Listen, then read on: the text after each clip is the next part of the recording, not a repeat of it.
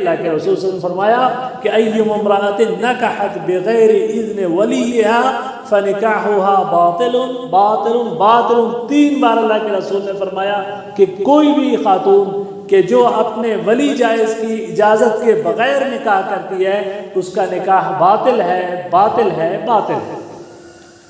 اور آپ اس روشنی میں دیکھ لیں ہمارے سماج میں اس وقت جو چیز جو جگہ جگہ یہ کوشش کی جا رہی ہے اور اس کو ایک قانونی ہم اس کے قانونی پہلو پر نہیں جاتے ہیں. ملکوں کے اپنے قوانین ہیں, ان کی اپنی مصلحتیں ہیں, لیکن ہمارا یہ ملک بھی مسلمانوں کے آئلی نظام کو تسلیم کرتا ہے. 8 چیزیں ایسی ہیں مسلمانوں کے سماجی قوانین کی جسے ہمارے ملک کا قانون بھی تسلیم کرتا ہے, جسے ہمارا پرسنل لا کہا جاتا ہے. اور اس پرسنل لا کو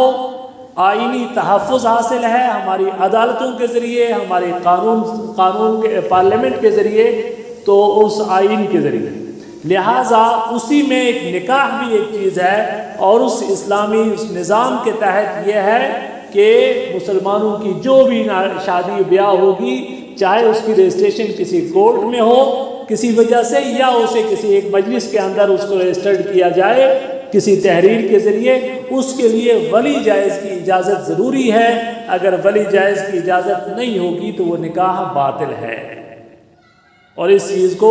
ذہن میں رکھا جائے. اور اس کے بعد آپ تصور کیجئے کہ وہ ساری شادیاں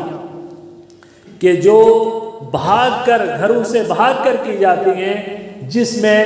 وہ شخص کو کہ جس کے گھر میں ایک بچی کی پیدائش ہوئی اور اس نے ایک رحمت تصور کیا اور اس کی پرورش و پرداخت کی, اور جس کے بارے میں یہ تصور کیا جاتا تھا کہ بیٹے تو نافرمان ثابت ہو سکتے ہیں, بیٹے تو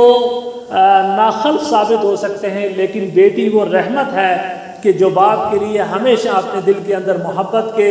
اور اچھائی کے جذبات رکھتی ہے, وہی بیٹی اگر اپنے اس باپ کو جو ہے نظر انداز کر کے خود اپنے لیے کوئی زندگی کا ساتھی چن کر بھاگ جائے, اور وہ 10